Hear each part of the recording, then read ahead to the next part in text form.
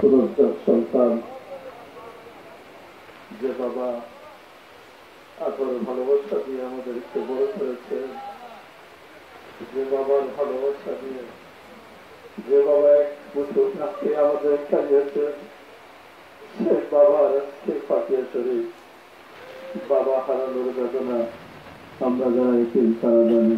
আর যার আছে হয়তো বসে সেটার বেদনা বোঝাপড়া করছি।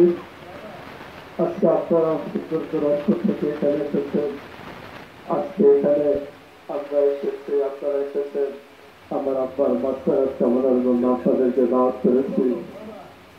আমি গত 2 দিন আগে একটি জানাজার মধ্যে গিয়েছিলাম, সেখানে একটি মাসলা জানতে পারলাম যে তোমার পূর্বপুরুষ যারা বাবা মা আত্মীয় স্বজন যারা তাদের সাথে চলাফেরা করেছে, যাদের সাথে উঠা বসা করেছে, যারা তোমার বাবার সাথে চলাফেরা করেছে, বন্ধু বান্ধব আত্মীয় স্বজন, তাদের সাথে সুলভ আচরণ করো, তাদেরকে আপ্যায়ন করো, তাদের কাছে আর তোমার আব্বার জন্য দোয়া চাও, আল্লাহ তাআলা তাদের দোয়া কবুল করে বলেন সুবহানাল্লাহ। আপনারা অনেকে আমার আব্বার সাথে চলেছে, আজকে আপনাদের দিকে তাকালে অনেক কিছু দেখা যায়, কিন্তু আমার বাবাকে দেখা যায় না। বাবার বয়সের অনেকটাই দেখি, কিন্তু বাবাকে দেখতে পারি না। এর সাথে বড় দুঃখ আর কিছু নাই। আপনারা এখানে আসছেন অনেক কষ্ট করে, আপনাদের ধৈর্য হারা করবো না। আজকে আমাদের অনেকের বাবা মা বেঁচে আছে, যারা বেঁচে আছে তাদের সেবার মধ্যে জান্নাত লুকিয়ে আছে। তাদের সেবা করতে পারলে আপনার আমার জান্নাত তাদের ভিতরে লুকিয়ে আছে। কারণ বাবা মার হক আদায় করতে হবে। তাই আমরা আমার খালা বাবা জামালপুরি বাবাদান আমাদেরকে শিক্ষা দেন, তোমরা তোমাদের পূর্বপুরুষদের জন্য যারা দুনিয়ার জমিন ছেড়ে চলে গেছে তাদের জন্য দোয়া করো, তাদের জন্য সদকা জারি করো, তাদের জন্য তোমরা দোয়া করো, তাদের জন্য সদকা জারি করো।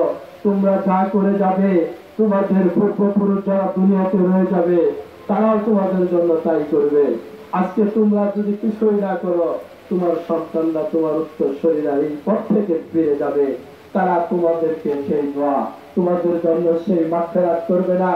যখন তুমি তোমার বাবার কবরের পাশে দাঁড়িয়ে দোয়া করবে, তোমার সন্তান সেটা দেখবে, পরের দিন তুমি চলে যাবে, কিছুদিন পর তুমি চলে যাবে, কিন্তু তোমার সন্তানরা তোমার কবরের পাশে গিয়ে দাঁড়াবে। ভাইরা আমার, আমরা আল্লাহর ওলির কাছে গিয়েছি। আজকে আমরা বাপ মা দাদা দাদির কথা ভুলে যাই। বাপ মা দাদা দাদির কথা একটু স্থান করে দাদার কথা নাতি পর্যন্ত আসে, কোন দাদার কথা আমরা মনে রাখি না। কিন্তু একটি জাকের ভাই যখন দোয়া করে, তখন কাল কিয়ামত পর্যন্ত, আজ পর থেকে অর্ধবতী পর্যন্ত যারা ইন্তেকাল করেছে, আজ থেকে নয়, পূর্বে যারা ইন্তেকাল করেছে আজ পর্যন্ত, প্রত্যেকটি জাকের ভাইয়ের জন্য জাকের ভাই দোয়া পৌঁছে যায় কবরে। একটা ভাই একটা ভাইয়ের জন্য কতটুকু দোয়া করে, যেটা ভাই জাকের ভাইরা করে সেটা আত্মীয় স্বজনরাও করতে পারে না। ভাইরা আমার, আমরা যেন আমাদের সেই পূর্বপুরুষদের জন্য দোয়া করব। তারা কবরে ভালো থাকলে আপনার আমার জন্য দোয়া করে। কবর থেকে দোয়া আসে আমরা হয়তো বা জানি না, আমরা জানি না কবর থেকে দোয়া আসে। যখন আপনার সন্তান আপনি আল্লাহর কাছে ফরিয়াদ করবে, আমরা যারা পূর্বপুরুষদের জন্য ফরিয়াদ করব, তখন আল্লাহ তাআলার কাছে তার দোয়ায় তিনি আযাব থেকে মুক্তি পেলেন, সেটা কবরবাসী জানতে পারেন। সে আযাব থেকে নাজাত পেয়েছে, তখন কবর থেকে সেই ব্যক্তি দোয়া করে যে আল্লাহ আমার সেই সন্তানকে তুমি দুনিয়ায় ভালো রাখো, সুস্থ রাখো। তাই ভাইরা আমার, বাপ মার হক, আত্মীয় স্বজনের হক আদায় করতে হবে, আমাদেরকে হালাল ভাবে চলতে হবে। ওলি আল্লাহর হুকুম আহকাম মেনে চললে আমরা প্রত্যেকটা সময় আমরা আল্লাহর ওলিদের সহবতে আছি। আল্লাহ প্রত্যেক যুগের পরিবর্তনে আল্লাহর ওলিদেরকে পাঠিয়েছেন।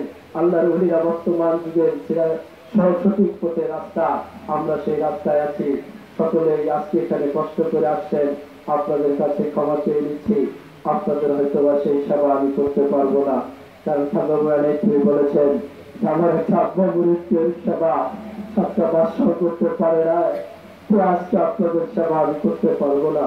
আপনারা আমাকে ক্ষমা করে দিবেন। অনেক দূর দূরান্ত থেকে দেখেন ভাইরা আসছেন, আত্মীয় স্বজনরা আসছেন, বন্ধু বান্ধবরা আসছেন, আপনাদের কাছে ক্ষমা চেয়ে দিচ্ছি। এবং সবরকের দাওয়াত রইল, সবরক না খেয়ে কেউ যাবেন না।